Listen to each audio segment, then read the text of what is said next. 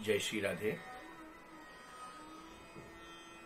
Lockdown सत्संग में आप श्रवण कर रहे थे, अन्न का कण और संत का क्षण जीवन में सहज नहीं मिलता। अन्न का कण मिले तो परमात्मा को धन्यवाद देना, और किसी संत का एक क्षण भी मिल जाए तो उस ईश्वर को कोटि कोटि धन्यवाद देना। क्योंकि आप लोग पाठ करते हैं, तात स्वर्ग अपवर्ग सुख, धरिय तुला एक अंग, तूल न ताहि सकल मिली, जो सुख लब सत्संग। तात स्वर्ग अपवर्ग सुख। स्वर्ग और अपवर्ग माने मोक्ष। स्वर्ग और मोक्ष को, इन दोनों एक अप्राप्य, ऐसी इन विशेषताओं को तुला के तराजू के एक पल्ले में रख दिया जाए। एक स्वर्ग, स्वर्ग का सुख, स्वर्ग की संपत्ति, स्वर्ग का आनंद, और एक मोक्ष का। स्वर्ग और अपवर्ग दोनों को तराजू के एक पल्ले में, और तराजू के दूसरे पल्ले में एक घड़ी आधी घड़ी आधी में पुण्य आध एक घड़ी का सत्संग रख दिया जाए। तूर्ण ताहि सकल मिली, जो सुख लव सत्संग।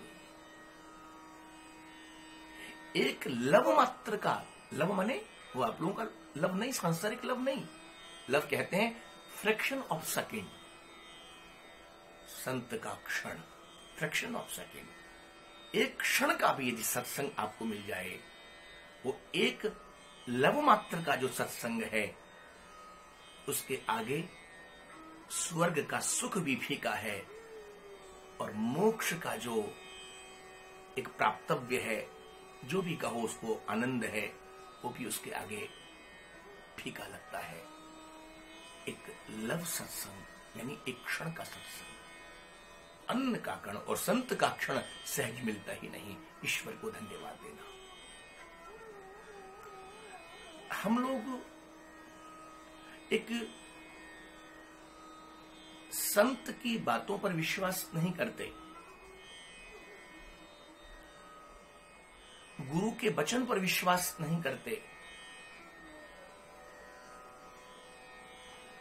अच्छा, एक बात बताइए, हम बीमार होते हैं, डॉक्टर के पास जाते हैं। जब डॉक्टर के पास जाते हैं तो डॉक्टर हमें चेकअप करता है और हमें मेडिसिन देता है, दवा देता है। हम उस दवा को लेकर के घर आए। अब जो डॉक्टर ने हमको जो दवा दी है, उस दवा के कंटेंट को बिना जाने, बिना समझे हम उसको लेते हैं। सुबह दोपहर शाम डॉक्टर ने दिया है ना, रोग मिटेगा। तो ये बात समझने की है, जैसे बिना कंटेन के जाने समझे केवल उस डॉक्टर पर विश्वास करते हुए हम दवा का सेवन करते हैं और रोग से मुक्ति मिलती है, बीमारी दूर होती है। तद्रूप यहां एक सूत्र निकलता है, सदगुरु वैद्य वचन विश्वासा। एक सदगुरु के वाक्य पर, उसके वचन पर, उसने जो कहा है, एक वैद्य की बात पर हमको विश्वास करते हुए उसको स्वीकार कर लेना चाहिए। वहां कोई तर्क नहीं है, वहां कोई कुतर्क नहीं है। यदि आपने एक संत, एक सदगुरु के वचन पर, उसकी बात पर विश्वास करते हुए उसने जो राह दिखाई उसको अंगीकार कर लिया, तो आपके जीवन की भी जो बीमारियां हैं, आपके जीवन के भी तो बहुत रोग हैं। और मैं तो कहता हूं, कौन नहीं है मनोरोगी?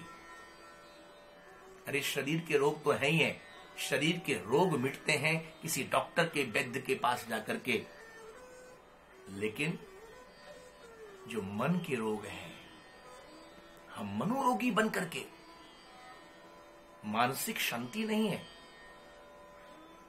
पीसफुल लाइफ नहीं है, सब कुछ होते हुए भी जीवन में सारी सुख सुविधाएं हैं, पूरा एम्पायर है, लेकिन आज विडंबना है।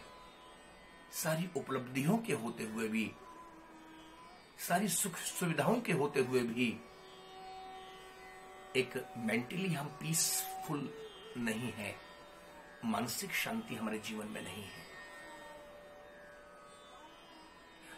तन का रोग डॉक्टर दूर कर सकते हैं, लेकिन याद रखना मन का रोग तो केवल गुरु ही, संत ही इसको दूर कर सकते हैं। इसीलिए सदगुरु वैद्य वचन विश्वासा, हमको उनकी बात पर, उनके वचन पर, उनके बताए गए मार्ग पर विश्वास करना चाहिए। और वैसे भी माता और पिता गुरु की वाणी को, उनकी बात को तो बिना विचार किए, उसमें कोई तर्क नहीं, कोई उसमें कुतर्क नहीं करे। आजकल लोगों की टेंडेंसी क्या है, हर बात में तर्क है, हर बात में कुतर्क है। अरे यहां तक आप आध्यात्म के मार्ग पर आगे बढ़ते हैं, वहां भी कुतर्क है, और ऐसे ऐसे कुतर्की जिनका कोई लेना देना नहीं, कोई मतलब नहीं है, लेकिन आपके अध्यात्म के मार्ग में वो बाधक बनते हैं। एक भगत, एक आदमी निकला मंदिर दर्शन के लिए। एक आदमी मंदिर दर्शन के लिए निकला, सोचा लाओ दीपक लेके चलूं, दीपदान करूंगा मंदिर में। अब घर से जब दीपक लेकर के निकला तो रास्ते में कोई कुतर्की मिल गया। राधे राधे। अब वो आदमी रुका, सुनो कहां जा रहे हो? अब उसे कोई लेना देना नहीं है, जाने वाला जा रहा है, तुम अपने रास्ते पर हो। ये कुतर्की है ना, उसे तो छेड़ना। कहां जा रहे हो? बोले कुछ नहीं, थोड़ा सा मंदिर दर्शन करने जा रहे हैं। अच्छा, ये हाथ में क्या है? बोले तो दीपक है। अच्छा अच्छा अच्छा, दीपक है। सुनो, दीपक कहां ले जा रहे हो? बोले मंदिर। क्या करोगे? दीपदान करेंगे। अच्छा, ये दीपक में क्या है? बोले प्रकाश है। प्रकाश है।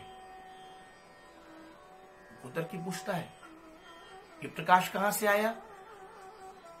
वो आदमी चुप हो गया।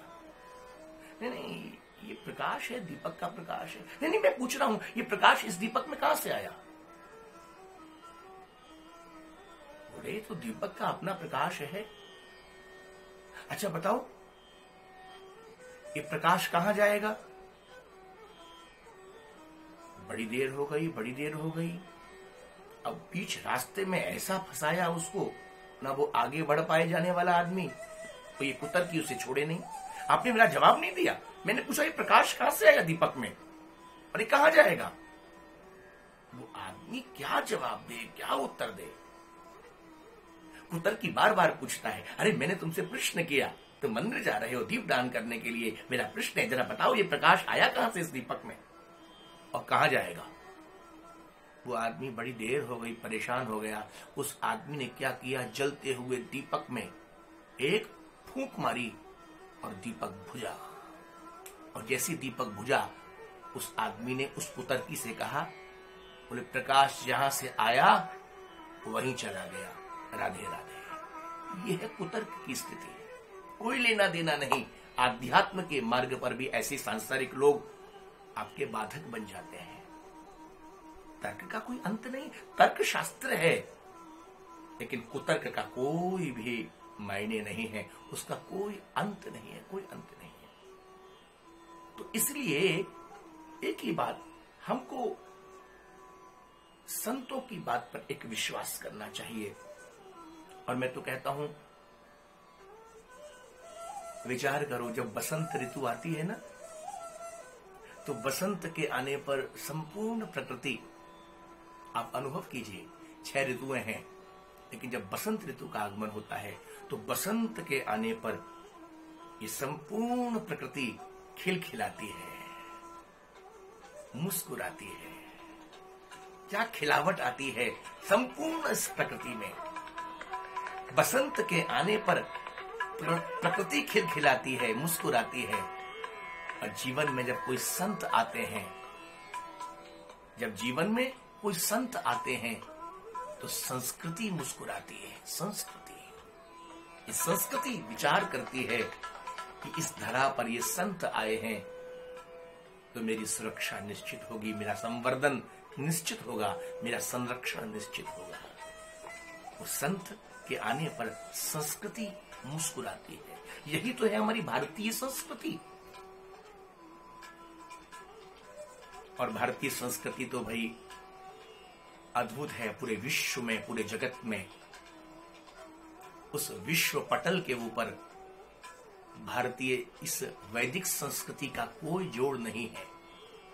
बस इतना समझ लीजिए हमारी भारत की संस्कृति, मैं तो कहता हूं भारत की जितनी भी देवियां हैं, स्त्री मात्र, नारी जगत, ये संस्कृति का ही तो स्वरूप है।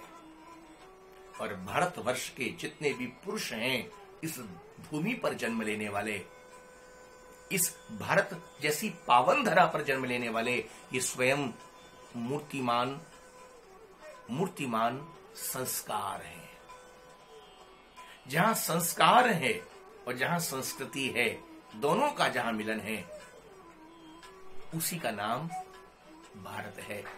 इसलिए मेरा भारत महान है, मेरा भारत महान है। चर्चा करेंगे आगे सत्संग सुधा में। राधे राधे।